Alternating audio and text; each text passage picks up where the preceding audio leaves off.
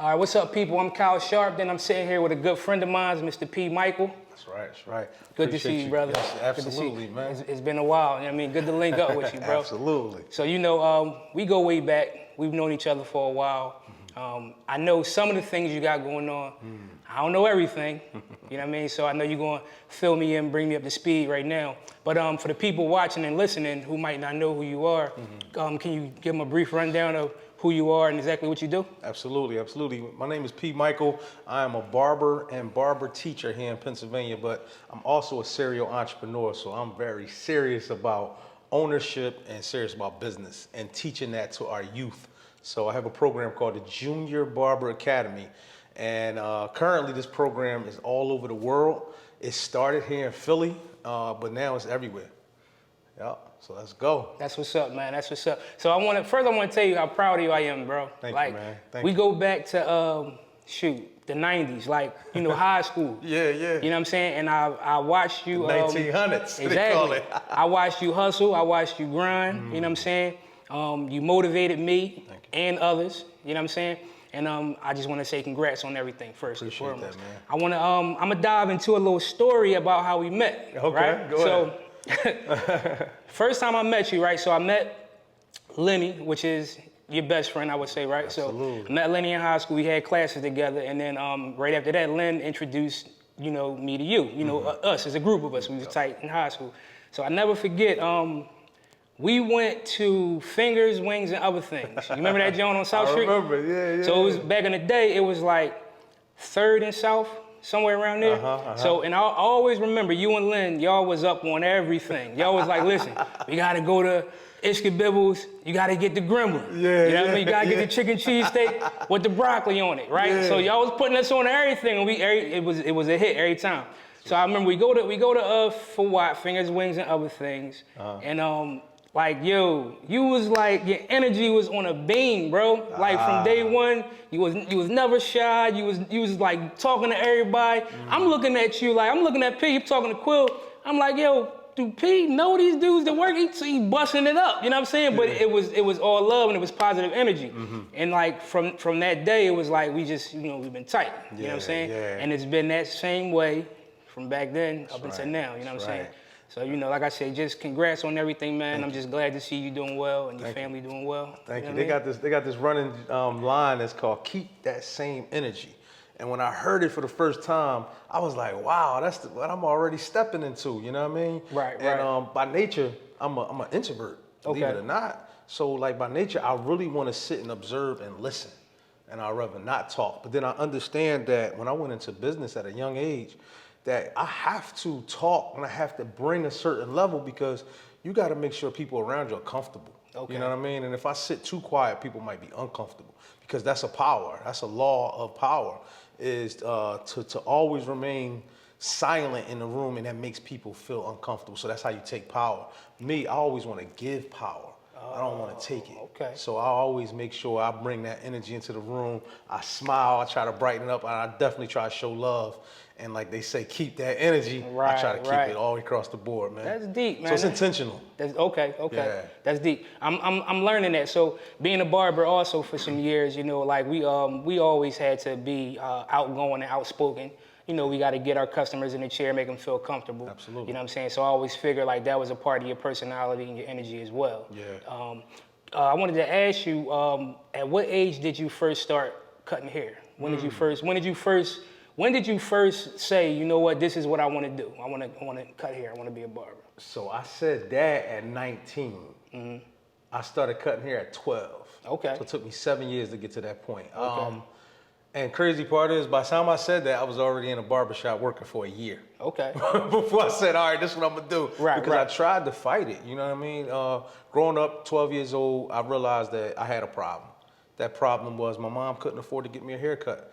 So without her being able to afford that, like just that one little piece, that one little gap that could mess a kid up. You're growing in North Philly, Facts. and people busting on you because your line ain't right or your Facts. hair all crazy. Facts. At that time, you had to be fresh. Absolutely. You know what I mean? We talking about the 1900s over here. It was rough. It was rough. Yeah, so I was like, Mom, something gotta give. And she was like, man, I got money for the lights, what's up? What you doing? And I just was like, yo, I gotta take this in my own hands. So I was over a friend of my house, man, crazy story. His dad had some clippers sitting on the side of the sink.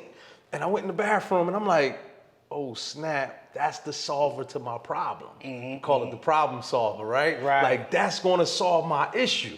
I can grab these clippers and take my hair down and I'll come out of here with a haircut.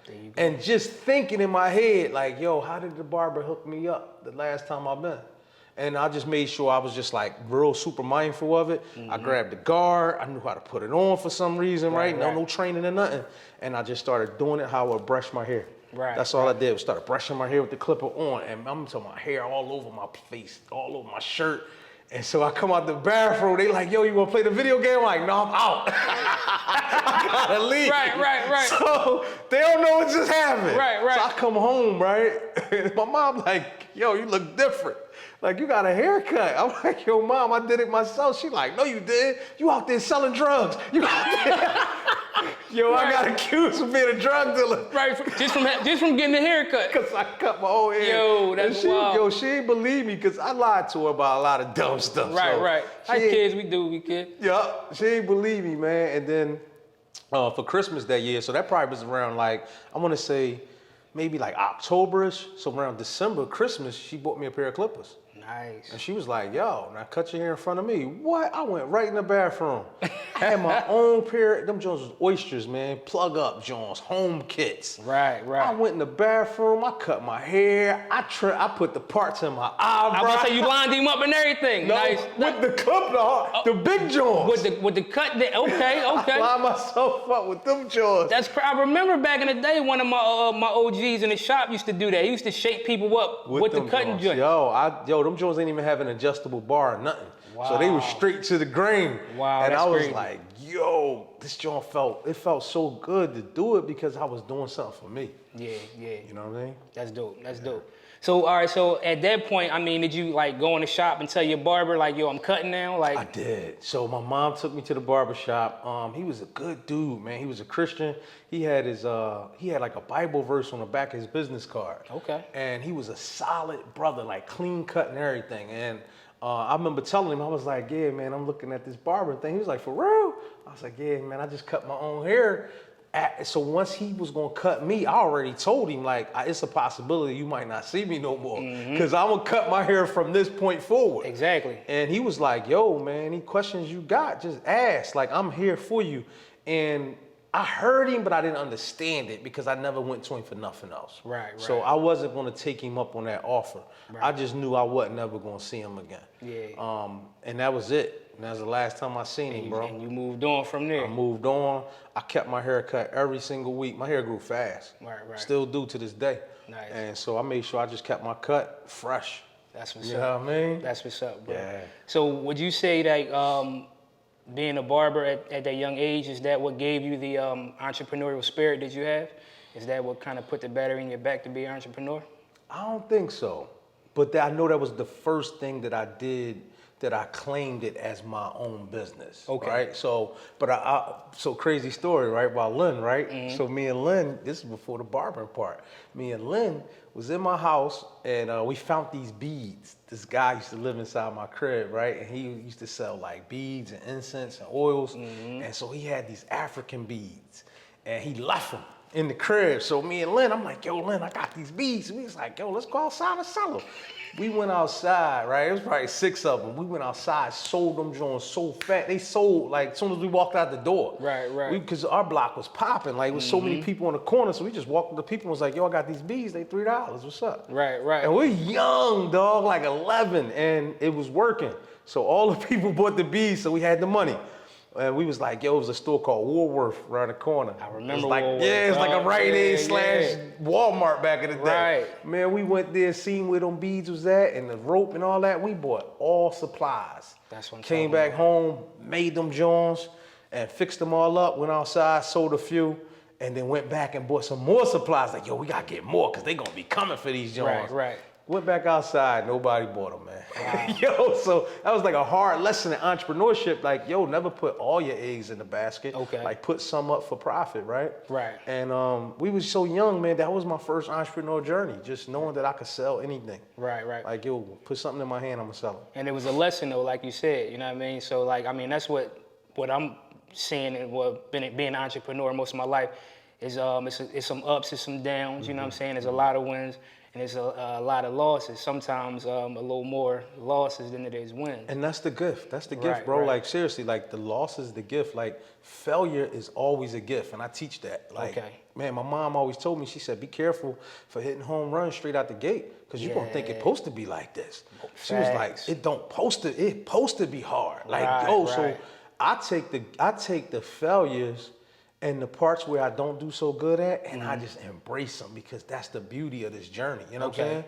And what I do good, when I get that 1 or 2 little hits to hit hard, I really get a chance to bask in it like that. That's the effort that I put in. Gotcha. So I deserve to get that. Right. You know what I mean? Not this was luck or I just struck it. Right. And, you know, so it took me back to a story like about Michael Jordan. They said, out of all the shots he took, the game-winning shots he took, he only hit a few out of all. They said I think they said he took about 238 of them, and he only hit like 18 game winners. Wow. Yeah, so look at that ratio. That's a crazy 230, stat right to 18. But they said we only remember the ones he made. Facts, yeah. You know what I'm saying? Facts. So that's how it is with me. Like, I feel as though, I'm gonna keep taking all the shots, bro. Right. You know what I mean? Every chance I get, I'm gonna be like, what? I'm gonna start that. I start something new. And yeah, for the ones I hit good and the ones that people know me about, that's what's up. That's what's up, bro. So bro, where do you get your motivation from, man? Because again, like I said, since the beginning days of us meeting, you've always been driven, man. You know what I'm saying? Like, I know we all got good days and bad days, but I don't see them. You know what I'm saying? Like, when I talk to you, you know, your spirit is always up. Yeah. You know what I'm saying? Like, I feel like, you know, your energy is always on go. Where do you get that drive from and that motivation from to stay that way, bro? Oh, man, listen, I give all credit to my Lord and Savior, Jesus Christ, man. Like, God is putting that in me because clearly I thought it was something that was in everybody. I was like, you gave this to everybody, right? Like, everybody should feel like that. And as I traveled through life, I realized that everybody has their own strength. You know what I mean? Some people was gifted with different talents. And so he gave me that talent and I live in it and I'm appreciative to it. So I just use it. Like, that's how I honor God, by using what he gave me and keep that going. Because if I was to mask it and hide it, then I'm showing him that I don't like what he gave me. Wow. And that's my gift, right? But then I recognize other gifts in other people. You know what I mean? And I'll be like, wow, you do that good. I can't do that. Like, how did you do that? Like, even looking at you, like, you made a major transformation, bro. And I'm just like, I can't do that. But that wasn't put inside of me. So I can just love watching my friend succeed in an area that I can't succeed in. And I'm like, yo, that's the gift God gave him. That's what's up, the gift of transformation. That's what's up. You know what I mean? And that was like talent, bro. You got it, I man. Appreciate that, bro. I really do. But guess what, though? The crazy thing, you can, right? And I'm going to tell you why. This is why I feel like I know you can. It's hard, and it's not for everybody, right? But you got that thing. You got that get up and go. You know what I'm saying? Like, you know, I can call it, you got that juice, whatever you want to call it. But all the people who got that, man, people like that are different. You know what I'm saying? So people like you, they got that juice, they got that get up and go. Anything you put your mind to, you can do. Yes. And it's the same way with fitness, you know, a transformation. You know what I'm saying? Like, if that's something you wanted to do, absolutely, I already know you gonna do it. Yep. You know what I'm saying? I did, and I was able to make a huge transformation. I had got up to 310 pounds at one time, and I just remember being like disgusted by it. Like, at first I didn't even pay it no attention because I looked like everybody around me. And I was doing the things that everybody around me was doing. We was all drinking 2-liter sodas. We was all eating chips and fries and cheesesteaks. So it wasn't like I was doing anything different, right?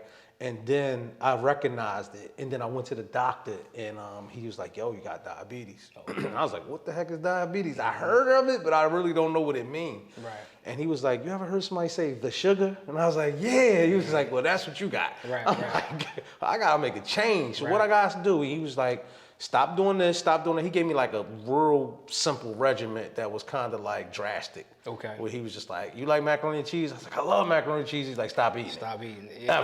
Ever. He's like, that's your last time you ever had. I was like, okay. And I took that in and I did it. And in 3 months, I lost 36 pounds instantly, right? And 36 pounds off of a human being looks completely, You look like a different person. And people was like, That's yo, a lot what's of up? weight. That was a lot of weight, 10 bro. pounds is noticeable. You know what I'm saying? So just imagine what that times 3 or almost times 4 is. You know what I'm saying? And it's crazy. You said you lost that quickly. I lost it so quick because just making a slight tweak. That's one of the things people don't realize, bro. The way we eat, right? Like we're raised on certain things, man. It's just not good for us, man. And it's like, you know, we really can't blame our folks because we come from people that's just trying to survive. You know what I'm saying? We're trying to make it. So it's like whatever is the easiest, quickest meal that we can get, you know, go ahead and eat and go to bed. You know what I'm saying? And my mom used to say, eat all your food. Exactly. That's another thing. We had to finish the plate. We couldn't leave the table till the plate was finished. Even if I ain't like it. Exactly. So stuff like that, it was just like stuff that they was taught, and then they teaching it to us. Yep. But it's dope because I feel like our generation is kind of like, we the generation is kind of like really breaking that. You know what I mean? Breaking that chain, and we making a major change, and we putting it in our kids and the next generation. And I feel like they're gonna be the ones that's gonna take it to the top. You know what I'm saying? Yeah. But like you said, just those minor changes in your diet, and that fast you lost that weight. You know what I mean? So like when I first got on my fitness journey, one of my homies and old clients, he was in my chair, and he told I saw it first. I said, damn, bro, look like you losing some weight. Yeah. He said, yeah, man, I just stopped drinking soda for 30 days. Wow. You know what I'm saying? And he said, that's it. He kept eating the way he was eating. He wasn't working out. He just stopped drinking soda, which is a super sugary drink. Yeah. You know what I'm saying? Calorie dense, tons of sugar. He cut that out, and he dropped, what was it? I think it was 10 pounds in less than a month. Yeah, and you know what I mean? noticed it. And I noticed it. Yeah, like you just So mentioned. that right there show you that it's the food. You know what I mean? The food that we put in our body. You know what I mean? Food. And then it took years, and I gained it back throughout the years, right? Because I got around people that weren't disciplined. I'm a disciplined person by nature. I can do what someone says do. And I got around people that said, oh, I got diabetes. I eat ice cream all the time. I eat macaroni and cheese all the time. You can eat that. That doctor don't know what he's talking about. And I was like, for real? And I went back and took a spoonful, and it was like my brain remembered what it tastes like and was like, you need more of that. Right. You used to getting 2 helpings. That's the trigger. At least just get 1. That's the and trigger. that was the trick, right? And then I started eating it, and I gained the weight back, and then I lost it again over the years. And then this time I was like, okay, I got to make sure I manage this, right? Because I wasn't thinking of management. I was thinking, stop doing something. So then when I went to management, it was like, okay, get a gym membership. First time ever paying for a gym membership. Didn't even know nobody that went to a gym. So that was new, right? And I'm like, okay, what I do when I get there? I guess I just try all these machines and find one I like. And then from getting more information, I started realizing that you have to have a routine. You can't just go in there and play around in these machines and then walk off, right? And then I started developing a routine, and then I seen the muscle building and the structure, and then I seen the shaping change. And the weight didn't change. That was the crazy part. When I started hitting the gym, the scale number didn't change, but the physical The way you look changed. The way I look changed. Because that was, like that. and they call that a body recomposition. So what you were doing at that point, you were building some muscle, right? And so that's why when you got on that scale, it ain't changed because you was burning fat, and that's why your body was looking different. But at the same time, you was building some muscle, so the scale wasn't really moving. That you know makes what I mean? sense. And it's wild, but you know, a lot of times people get on that scale and get discouraged. You know what I mean? So with me and my clients, you know, I have clients that I train and people that I train online. And I tell them, don't always focus on that number on the scale. You know what I'm saying? Take pictures. You know what I mean? Weigh in every week, take pictures. And that's why you can always look back at those pictures and see. If you feel like you're hitting the wall, you getting stuck, look at those pictures. I mean, I remember when I was in contest prep first few years ago when I did a bodybuilding competition. And I had a talk with my coach at the time. And I was like, dog, like, I'm burnt, you know what I'm saying? Like, I'm not feeling this joint, I'm ready to stop this joint. Yeah. Plus, I feel like I'm stuck. And he told me, I forgot the phrase he used, but basically it was like, bro, you so deep in it that you can't see what's going on. Gotcha. You know what I'm saying? So he sent me my photos from when I first started, and then from just like maybe 2 or 3 weeks prior to where I was at. And I was like, damn, you know what I'm saying? Like I looked totally different. Yeah. And that was like the spark that I needed. It just was like, all right, I'm gonna keep going. So in business, I teach the same thing. So I teach business classes too, right?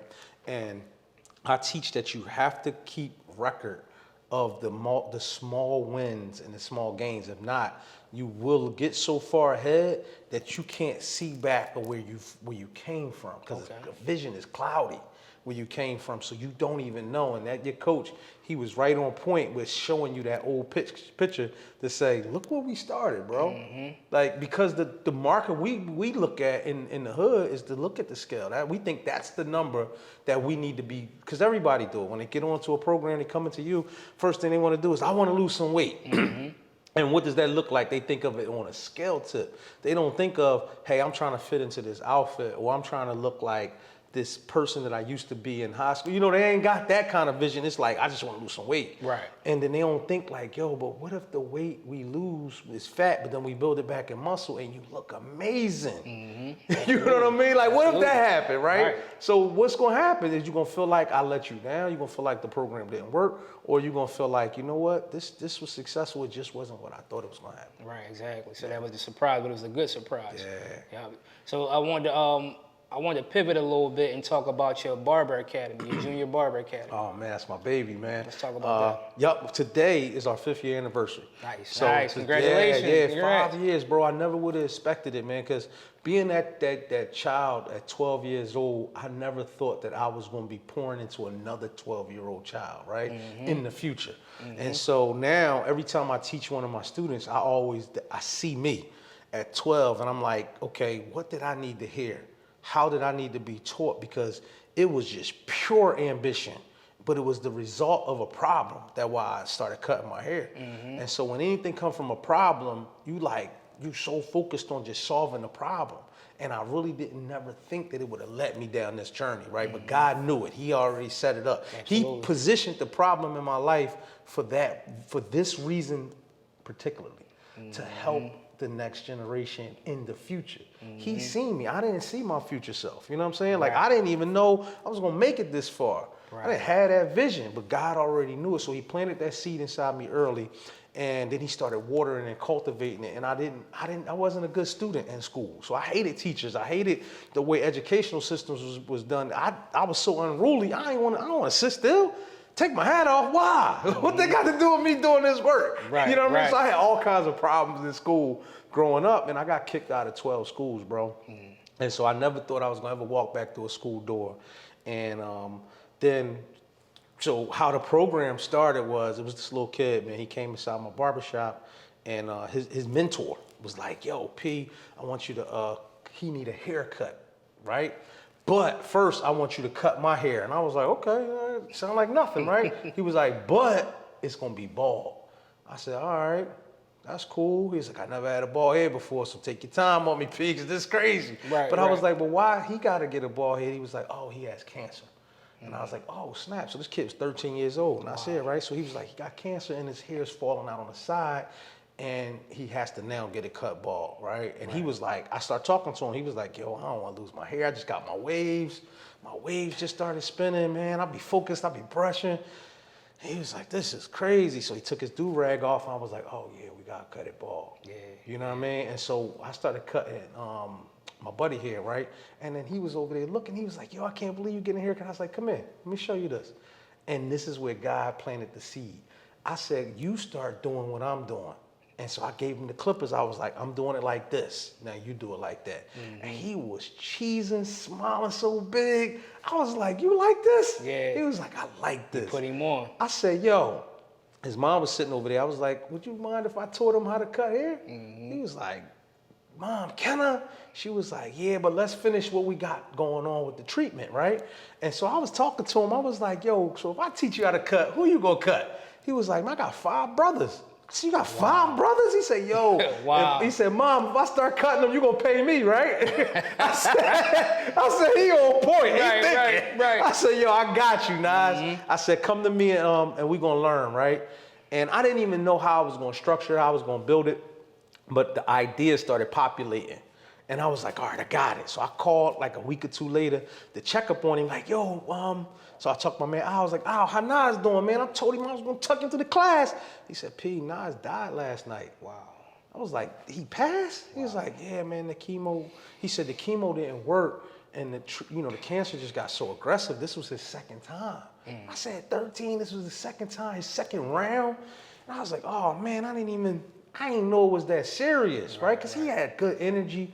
He was smiling. You would have never thought in a week or 2 later that I would have never seen this kid. He'd be gone. And so just from him, I was like, yo, I'm going to make a program for kids like him that's just energetic, excited about learning this craft that took me and saved my life. Absolutely. And I was like, yo, I'm gonna make a program. And in my head, I just went on social media and was like, I always like to text the people, right? Be like, yo, what y'all think of this, right? Poll, it's called a poll in the people. Right. And just see like a survey, like, yo, you think this is a good idea if I start teaching children how to cut hair? And for me, on my small platform, that kind of went to me viral, right? It was like a couple hundred people, and I was like, y'all think this is a good idea? All right, it's on. Right. I'm gonna run with it. I said, man, I'm gonna call it like the Barber Academy, the Junior Barber Academy. And that's how I birthed it. Well, that's how God birthed it. That's what I'm talking about. Yeah. You said 5 years now. Yeah, we 5 years in, man. That's a major thing. Bro, you I know you know this, man, but you are making a major impact, bro. You know how many lives you changing? Like, I know for us, being that young, learning that craft, you know what I'm saying? Like what we took and did with it, you know, up to this point. So like just you planting that seed in others and kids, bro, like you, listen, man, it's crazy because that's a thing that they can pass on from generation to generation, man, just like you doing, you know what I'm saying? Like, so that's major, man. I want to salute you for that, bro. Thank you. And I'm intentional about that. So my program is, the first year I was teaching young people about barbering, right? Second year, I taught young people about barbering. The third year, I said, something got to change because I'm not going to be here forever. Like, it's no guarantee I'm going to make it another day, another week. None of that stuff is guaranteed. But who's going to take the baton? And so I started intentionally thinking about mentorship and the next teachers. And so I started teaching young people how to cut, but learning how to teach how to cut too. So that's been a part of the process. So the process started when I started thinking of the incubator system of how the Junior Barber Academy is going to look at the ecosystem of it. Like, okay, here come a child coming at 12. What happens when he's 19? So I was like, okay, if you make it to 16 and you still around me, right, and we still got a connection, I want you to come back and teach my other 12-year-olds that's coming. Major. And they was like, and I started telling some of the young students and their parents, and they was like, yo, I think that's a good idea. And I started like telling them that that's how it's about to look. It's going to look like I teach you, you teach him. Major. And then we just keep that cycle going, and then eventually, right, year 5, year 6, I'm stepping out. And so we're at that point now. So my son picked up the craft. Nice. He's 21 now.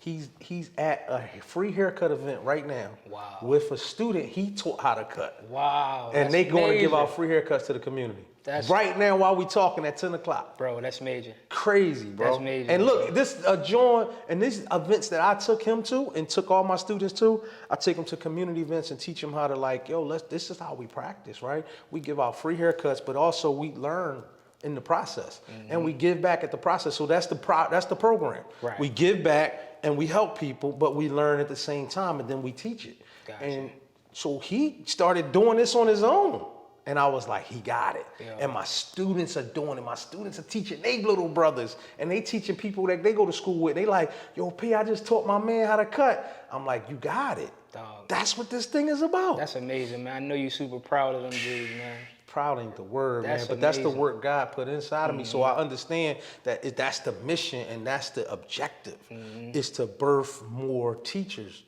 Because now while you teaching, you're gonna learn more. You're gonna remember everything I told you because you gotta tell it to somebody else. Absolutely. Yep. Wow, yo, that's a great way to do it too, man, because at the same time, I feel like you're giving them a whole different type of energy by teaching them how to teach. Yeah. You know what I'm saying? Like, be leaders, exactly. Yeah. So, speaking of, like, leadership, I wanted to talk about our circle, like the people that we are around. So, how important is it to you to be around like-minded people or people with similarities as far as what your goals or your missions are in life? Is that something important to you? I think it is. They always say you need to stay around the campfire to keep warm. Right. You know what I mean? So at the end of the day, you need to be around people that are moving in a good direction. Okay. They don't always necessarily have to be moving in the direction that you are going in, though. Okay. You know what I mean? But then it's a healthy balance in making sure that you always have somebody that you could pour into. So that's what the program does. The program keeps the healthy balance. My Junior Barber Academy keeps me around people that when I learn something from others, right, like you, we're connected, and I'm learning something from you, I go pass it and give it to them. And it keeps going. And that's important, but to not make sure that I don't always put myself around only successful people, only people that are leaders, because then it's like, all right, what I'm gonna do with this? Right. You know what I mean? So we gotta have a healthy balance of people that we need to be around. But I believe in this one thing about having high-level conversations at least twice a week. Okay. I mean, some conversations that make you say, I ain't never look at it that way. Like, I believe that. Okay. So you do have to make sure that you have that mentor for yourself that you can go around, or that circle of leaders you can go in, and then all y'all just start ping-ponging information, and then next thing you know, you take the information back somewhere. Okay. You know what I mean? So I take the information I get from us, our leadership, group of leaders, and then I put them into them, the youth. Got you. So you would say that it's very important to have mentors and mentees, And right? mentees, you have to be in the middle. Got You should never walk in a room where you're the greatest person in the room, and you should never walk in a room where you are always challenged to be like, yo, I'm always the small guy. Like, that's cool too, but I think at the end of the day, you should go into a room where you can now deliver. You know what I mean? Like, you could still be the teacher too. Like, because if not, you're going to, like, and I hear people say that, like, yo, I want to be in a room where I'm the smallest person in the room. I'm like, yeah, but how long? How long? Yeah, Right. you want to stay in that room? Right. Like, how about that? Yeah, like, okay, it's going to challenge you, but then it's just only about you. Like, I understand that this world and this life that I live, I'm not here just for me. And so because I'm not here just for me, bro, I got to make sure that I go in that room, get what I need, and go give it to other people. Got you. That's major, man. I was talking to somebody about something similar conversation, and we were talking about growth and, you know, like how we are growing and moving into different things. And something that I learned was as we grow and do better and get better, we might be leaving some people behind. There's some people that's close to us that might not be, you know, where we're at. You know, they might not be ready to grow or move on or to move up where we're going. But the one thing that I, you know, heard that we can't do is we can't shame those people, right? So you hear people all the time say, well, man, I'm outgrowing them. I'm moving on. And then, you know, you see them doing the things that you used to do, and you kind of look at them sideways. Yeah. So, you know, I'm learning now you can't even do that. You know what I'm saying? You got to let people kind of move at their own pace as you moving at your pace. Yeah. You know what I'm saying? But still be the example for them. Absolutely. For whenever they are ready. That's good. Now, I believe that everybody grows. Right. So it's not that we only person that's growing. They're growing. It's just like plants. You got some plants that grow up and some plants that grow down into the ground. Wow. So everybody is growing. Nothing stays the same. Wow. It's either growing or dying. And at the end of the day, it's either going to grow up, grow down, or just start dying, man. So we could put ourselves around people that are growing up because they pull us, right? They pull us to that position. And then it's almost like you said, man, we get to that point where we be like, well, dang, main man ain't doing what I'm doing, so I'm going to spend less time with him or her because they ain't doing what I'm doing. But you got to do it with the intention of, I'm coming back for them. Okay. You know what I'm saying? Or I'm going to come back and at least give them the information that I got. Gotcha. I ain't about to leave nobody stranded, Gotcha. right? Because sometimes it's just about they weren't in the room to get the information that changed your life. That you heard something that sparked and said, what the, that joint sounded clear. I heard you say, I need to go start doing this, Exactly. and that's what I'm doing. Exactly. And then you took it, but that person didn't hear that information, right? Right. And so it's like you said, shame them for not getting information. So no, I'm about to go off and learn it. I might even be going 10 years, but I know the intention is I got to come back and give it to everybody as well as the people that I just left. Now, what they do with the information at that moment is really on them, because they might not be in a position to receive. We're all in different stages and different areas of this race, man. Sometimes we're in the growth season, right? You like, yo, man, I'm ready to start growing. You make an intentionality about it, and you set out to do it. Sometimes you're in the building phases where you like, yo, I'm building all my pieces right now. So it don't look like I'm doing that, but I'm building on the side, right? Right. That's my season, that's my phase. So everybody's in a different phase. Some people in the learning phase, nothing is happening. They're learning things. And you be like, man, he ain't moving. That's on him, but he's learning it. So we can't get mad that we gave it to him and he just, all right, I'm in my learning season. Right. It's gonna take me 3 years to learn this, bro. Right. So it's gonna look like I ain't doing nothing with it, but I'm learning, man. Cause I have to, before I even learn it, to download it, I gotta release some of the old stuff. So I gotta unlearn old stuff to take in the new. That's what I'm talking You know what I mean? And so we do know that it's a delayed process. Okay. Between when you do come back and give somebody new information, it's a delayed process. It just don't happen overnight for everybody, because they might not be in that part of their life. Gotcha. Now, if they was in okay, I already said I'm about to make a change, and the P came back or Cal came back and gave me this new information, this is the missing link I needed, I propel instantly because I was already there. You know what I mean? And thank for God you came back and found me and gave me this. And then it looked like, oh man, see, he do the work. Everybody else don't do the work. Like, no, they heard it, bro. They just take some time. Exactly. Yeah. That's dope, bro. That's what's up, man. So can you remember back being a kid to what you wanted to be when you grew up, basically? So, you know, before the barbering, before all of that, like, far back as you can remember, what did you say, like, I want to be this when I grow up? A firefighter. A firefighter. I wanted to be a firefighter, bro. I wanted to, and I actually took the test. Wow. While I was working in the barbershop. Wow, That's that's amazing. Thing. I wanted to be one I wanted to be a hero. Okay. And so I was always infatuated by DC Comics and Marvel and heroes, superheroes. And the tangiblest hero I can find at that moment was a firefighter. Nice. And I was like, yo, I want to be one. That's amazing. And so I started cutting this dude who was a firefighter. And he was like, yo, man, I got the best job ever. Let me tell you about my job. And I'm like, man, give it to me, because I always wanted to be one. And he was like, I work 1 day a week.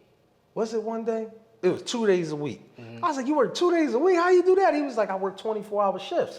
So I work 48 hours in 1 week. Just work. He said, I go to the station and stay there for 2 days. I was like, you do work? He was like, well, it's not a fire every day. Right. So he said, we clean the car. So it sounded sweet. I was like, that sound, and he was like, and I make all this money. I was like, hold up. I didn't know you could make money too. Right. So I was like, I'm going to go after my dream. So I went to go study for the test.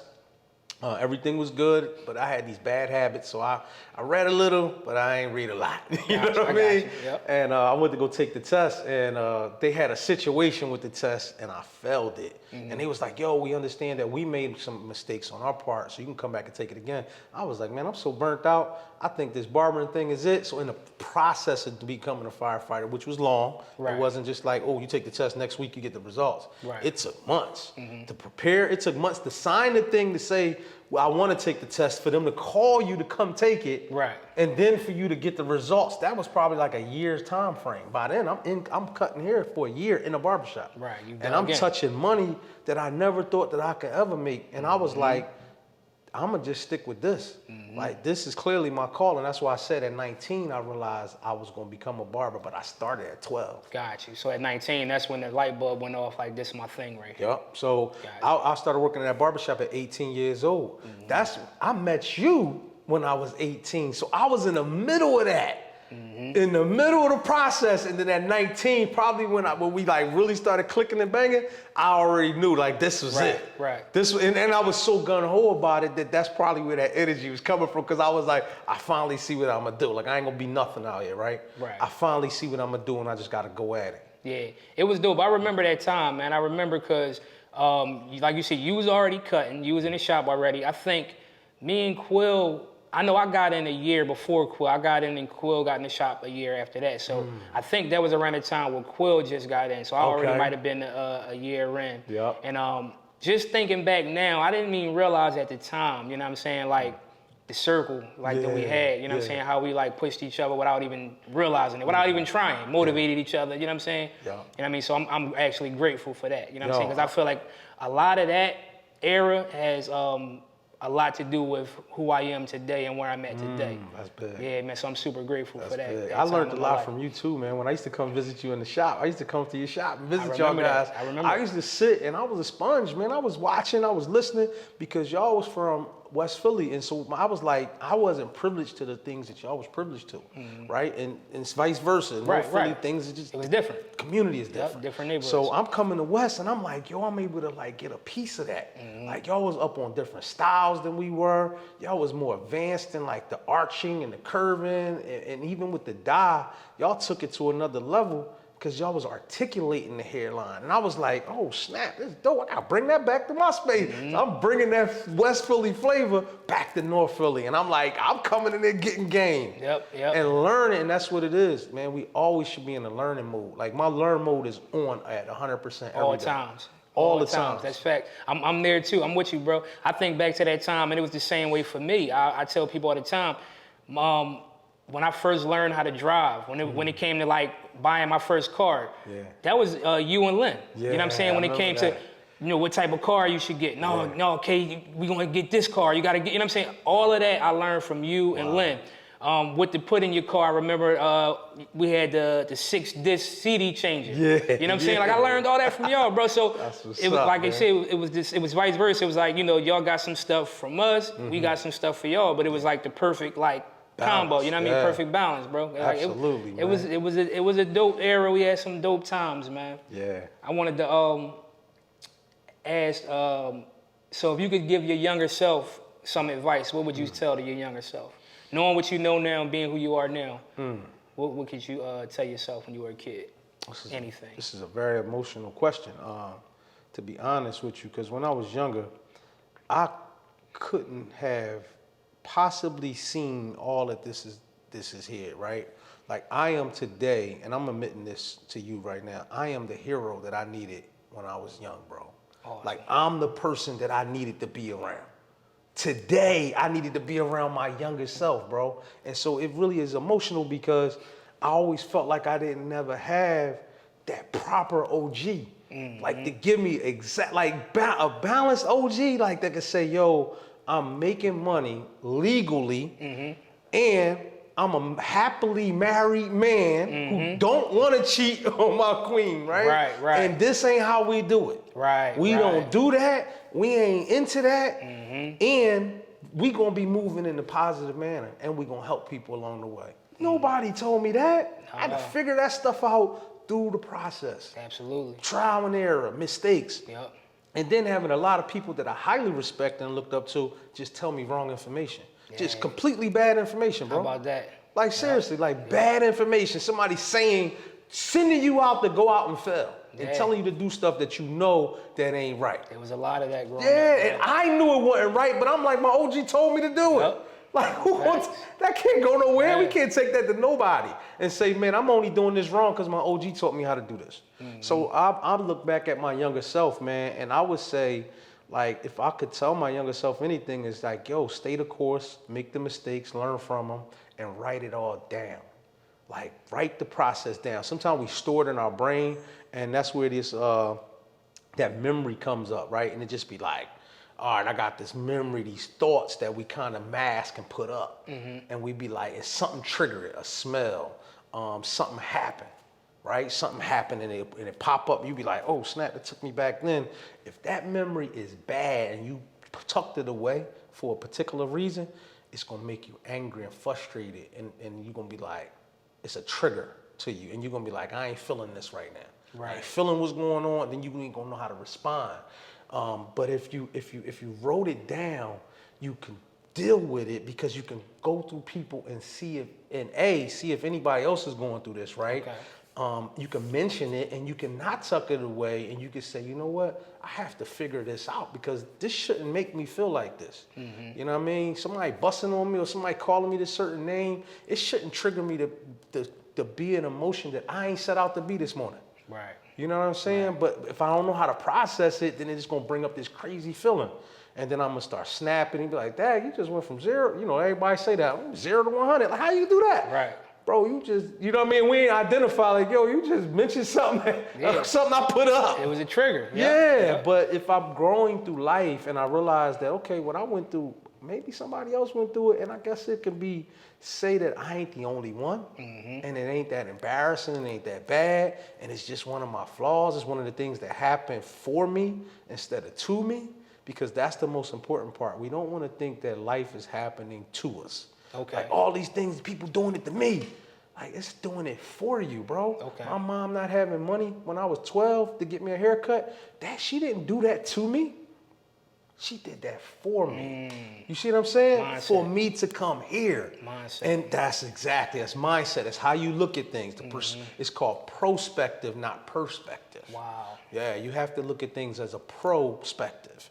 And now I could tell, like, if I tell young people that, like, yo, they be telling me these bad stories, and I be like, I hear them. You ain't going through nothing that nobody else ain't go through, but I'm gonna tell you this, youngin, that is for you to take from that. What are you gonna build from that? All right, that thing happening, what you gonna do? You gonna let it take you down? You gonna stop, or you gonna push through and build something from it? Me, I profit off my pain, bro. There you go. And you know, that's the serial entrepreneur. There you if go. I failed at something, I'm teaching it. There you go. And we charging to teach it. Right. Or we building a program from it, or we doing something from it. Seriously, like, yo, you gonna take me through something? No problem. This is a lesson, but I'm about to tell you how I'm gonna come back and make this a bonus season. That's what I'm talking about. Yeah. So I'm getting from that mindset from that as well. You know what I'm saying? Like, bro, everything. Listen, your mindset is major. It's on a beam. You know what I mean? But you gotta look at, when I'm going through challenges today. Okay. Today, I'm going through challenges right now that I'm sitting back like, ooh, you gonna make it hard for me? You about to make me some money, boy, because I'm about to build something from this. Because I couldn't be the only one that this hard for. That's wild right there. Yeah. That's the ultimate way to think of things, man. And I just learned something hearing you say that. Yeah. So, like, that's what's up. I appreciate that. No doubt. Let me, I got a couple more questions for you. So what's your downtime look like, bro? When you not hustling and grinding, what you doing all the time, what type of hobbies do you have? Like, what does P do for fun? Okay. Now I'm into yoga. So I'm in September, I'll be a year into yoga. I'm talking about consistent though. Nice. 4 to 5 days a week yoga. That's what I'm talking about. And yoga is about community. It's about breathing. And then the exercises is the bonus. The poses is the bonus. I am not hitting the poses on target. Bro, I am failing every time I try to do these poses, and I'm laughing. My yoga teacher, she be like, go ahead, get out of it, get back in it. I'm like, no, I love it. I love the fact that I can't bend my leg behind my head, because I'm gonna still try. Right. Exactly. Even though I can't do it, I'm gonna still try. So yoga has been one of my biggest things. Another thing is I love to travel, bro. Yeah, like I said, man, I am my younger self's hero. And I would have never, I'd seen stuff on TV, I just didn't know what it was. But I didn't know I can do all the things that God allowed me to do. I didn't even know he had it set up. Right, so I done been to 40 countries, bro. Ooh. And I done been to most of them 4 or 5 times because I just love them. Wow, bro, so coming from that block where you came from, right? 24th and Lehigh. Yeah. Right? Yeah. You would you ever think, bro, that you would say you've been to 40 countries thinking back to that time? Nope, I would have never thought. I told myself in my head I wasn't going to start traveling until I turned 50. Wow. And I was saying because I want to do it and spend time there. And then God allowed me to do it at 30. So I wasn't quite 50 yet, but I did it at 30, and I was spending like days, little short times, right, in places. And I was like, I like the way this feels. And then I was like, there's a bunch of stuff out there. And my pastor preached on this one time. He said, it's a big earth out there that God created. Go out there and see it.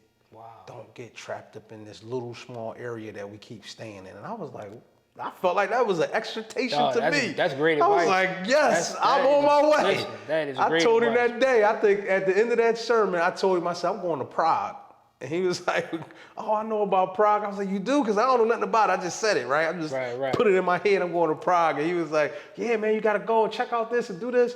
And I was on my way to Prague and ended up in Budapest. Wow. And then I met some guys in Budapest I'm still friends with today. It was only like me and like 2 other black dudes in Budapest, bro. That's what I'm talking about, bro. And that's one thing about you also. You always had big dreams and big goals. I remember when we were young, you would say stuff like, I'm going to Prague. And being a kid, we never heard of that. We like, oh, all right, P, that's what's up. And then we see you in Prague, or you coming back showing us pictures of, you know what I'm saying, or something you did that you said you was going to do. Yeah. So that's another thing, man, the way you move, bro, is so motivating, man. Like, you just gotta, dog, I'm telling you, man, I keep giving you these props because I just really want you to know that your impact, you know what I'm saying, that you had on my life, bro, and it's continuing to this day. You know what I mean? I got one more question for you, man. I know you got a lot of stuff going on, so I'm gonna let you get out of there. But so what advice would you give somebody that's on the fence about being an entrepreneur? Go out and fail at as many things as you possibly can do. Okay. So write a list down. It's called an execution list. Write an execution list down. Write a list down of everything you want to try. Because some of that stuff that we all think about is at total ends of the spectrum from what the one thing that we think about, right? But we got to try them all to figure out which one are we really good at. Okay. Because if you don't try them all, you're going to think, this is the part that's going to mess you up, is you're going to think you're good at this one because you only tried 2. You see what I'm saying? But then you didn't try all the things that you had in your mind. And don't think that they're silly and goofy and, oh, I can't do them.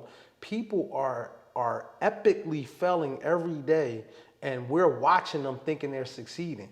And we're looking at the 10th year of somebody trying something, and we're like, well, yeah, that can't be me. No, that can't be you year 1. That could be you year 5, though. And you never know. If you stay at it a little longer, you might be 10 times better than them. You know what I mean? They don't know all you know. So go out, try everything. Put this execution list together, right? Try everything and check it off the list. I tried it. Tried that. Tried that. Try that, and then figure out which one that you really want to start really focusing on. And you can focus on 2 that's totally different from each other if you want, right? But you just got to make sure it has something called a through line, and they could tie through to each other. Okay, now could you elaborate on that a little bit? Yeah, absolutely. So right now I'm doing this thing called the 6-figure leaders, because I told you with the Junior Barber Academy, I'm building young leaders. Okay. I'm teaching them how to teach the Junior Barber Academy class, right? So now I'm taking adults and I'm helping them build a 6-figure salary from something that they're passionate about. Okay. And that's business coaching, right? So I'm a consultant for business. But you would think that is at the other end of the spectrum of a barber. But honestly, the through line is, I just told you, I'm teaching young people how to be leaders. Why can't I teach people that's in my age bracket or older or younger to be leaders as well? Facts. But to be leaders in what they are good at. Facts. So that's the through line, is I'm already doing it here. I just got to make it make sense over here. So it's not 2 ends of the spectrum. So look, crazy thing is, I got business coaches. I got a lot of them, bro. I got a lot of business coaches. I pay a lot of money for self-development, and I pay a lot of money for people to teach me what they know. Gotcha. Fast track me. Give me what you got. You learned for 10 years. Tell it to me right now in 30 minutes, and I'll pay you thousands of dollars, right? And that's just what we do. Right. But I got these people teaching me this stuff, and they was breaking my stuff down. And I hired this I hired this marketing firm, and he was like, I know this sound crazy, but I'm a barber. I sell beard products. I teach people how to cut hair, and I teach business too. He was like, no, that don't sound crazy. I got you. He took, I think he took 2 weeks, and he put it all together, and he made it make sense. And I was like, wow. Then I hired another marketing team the other day, and he just wrote it out for me. Okay. So we framed it out, and another person wrote it out, so I hired all these people, right? And now we just started positioning this. So one of them is living on Pinterest, one is on LinkedIn, and then the other one is gonna be built to my website, but it's gonna show the through line because I don't want people, because people say this on social media, they be like, yo, you gotta pick a craft and stay in it. Like, who told you that? Like, who told you that to tell people that? Put somebody in a box. So as a barber, you can only be a barber, Cal. You can't go work out. You start working out, you can't tell nobody about working out because you're a barber. Right. You know, P, you only a barber, so you can't teach nobody how to be no man or no young woman. You just gotta be a barber because you a barber. Stay in your box. No, bro. I'm coming out there, I'm busting out that joint. You know what I mean? That's what I'm talking But we gotta make it make sense though. And that's what took me the time to really figure out, where did this come from? Because why did I start doing this?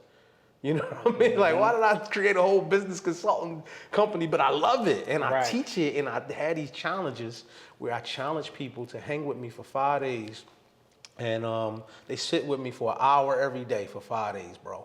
And I just give them everything they need to build it. All the stuff I made mistakes from, all the failures I made, and then I tell them the processes that worked and the things that worked when I seen that it started working. And my clients, man, I got clients, bro. I got $1 billion clients. My clients have billions of dollars. You know what my client's biggest problem? What's that? They have too much money and they gotta unload it. Wow. That's crazy. That's wild. Yeah, because the barbering, but that wasn't my client's problem. My client's problem is they wanted to look good, they wanted to go somewhere, but their funds was definitely limited. Because if you walk in the barbershop and you say, all right, today I'm charging $250 per cut because that's what I feel like my time is worth, then people are gonna push back. Right. But the clients I got on this other end, I'm talking to them and they like, I get calls all the time. P, I got some money and I gotta spend it. Show me how. Like, I'm like, oh snap, I got a program. You know what I mean? I got curriculum. We gonna put these curriculums, these programs inside your school and inside your place, and boom, here's my price. And they like, cool. Right. The price ain't even the problem. They like, give me the invoice later, but right now, just show me what they're gonna walk with. Right. So I showed them the curriculum and they like, cool, we got the money. And can we call you back in a couple weeks after that's over? I'm like, yes. They like, yeah, because we gotta unload a lot of money throughout the year. I'm like, dang. And see, that makes me think about something I just learned from one of my mentors, right? Who is also a good friend of ours. I mean, Lenny, he's mentoring me right now. I'm learning a lot from him. He just told me about value, right? So you mentioned how you told him, first you said you were paying to learn some things, right? And you said that with ease, right? And I'm taking from that, you saw the value in what they had and what you could get from it.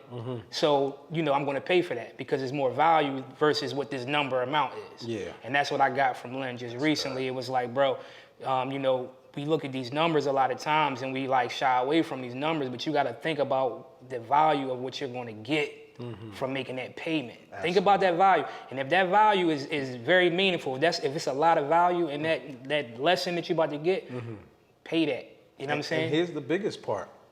If you ever want to receive that, you should pay it. If somebody come to you and tell you, hey, I can teach you what I know for $50,000, and that make you say, oh, wow, $50,000.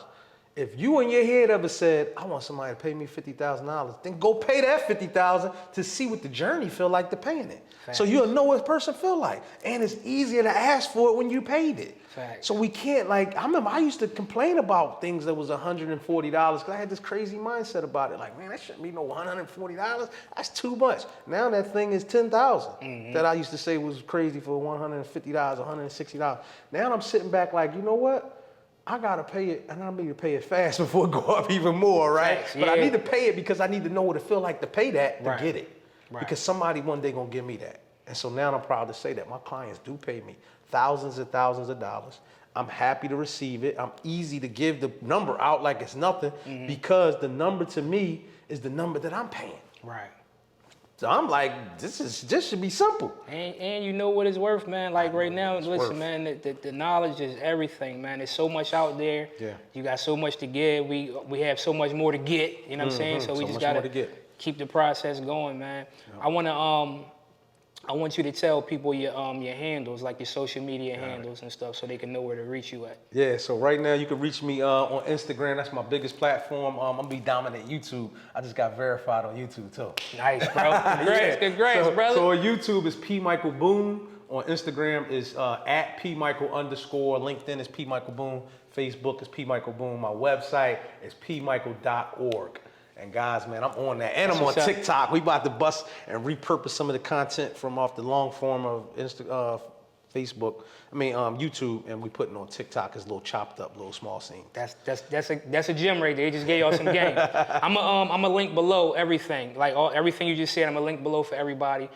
Before we go, man, I wanted to gift you with something, man. It's nothing too major, man, but so people see me wear these all the time. My t-shirts. I actually I got these made for personal reasons, right? So I like to look at positive mantras, you know what I'm saying, like positive image. I listen to positive speakers on a regular basis. So one of the things I did a while ago, I said, things that I need, I want to be focused, I want to be motivated, I want to be dedicated. And I kept telling myself that over and over again. So I put these on t-shirts and I wear them all the time. Wow. You know what I'm saying? I want to look at it all the time just as a reminder, you know, when I start to slack or fall, dog, get focused, you know what I'm saying? Yeah. So I got a couple of these for you, bro. Just something, just a small token of my appreciation. Man. Exactly, just for you coming out, you know what I'm saying, and spending some time with me. This is big. Oh, motivated. You know what I mean? I love this. Right. Focus. And then this other one, focus, you know what I mean? So sheesh, and it's my size too. That's what I'm talking about. We in. We lit, y'all. That's what I'm talking about. Hey, make sure y'all grab this merch. Hey, is this merch gonna be available to sell to these people? This merch is going to be available for sale, so it's all coming soon. Yo, y'all better get y'all one, and I'm gonna make sure I buy some for my son too, man. So the thing is, so when somebody gifts you something, I think the way that you show them kindness back in return is to also purchase too. Never be afraid to purchase, because just like I said, you got to know what it feels like to go through the journey, a customer journey, right? So if I want to one day sell something, I'm gonna have to one day buy something. That's what's up. You know what I mean? And Nice, so at the end of the day, my son gonna have these shirts too. So and these are actually limited editions, right? These the limited. I see it. The logo on the bottom is actually this is my fitness company. It's called Go Hard Physiques, right? Okay. So the ones that we're going to have up on the site, they won't have these. I'm actually have a giveaway for these right here. So these are the limited joints. Y'all better get inside that giveaway. You getting the limited joints. Oh, I mean, man, you my guy. You know what I mean? So I appreciate that. already Thanks know, a lot, man. Thank you for coming out, bro. Yes. So again, I'm Kyle Sharpton. I'm sitting with P. Michael. Thanks for watching. I want y'all to stay tuned because we got more coming. Absolutely. See you on the next one. Peace.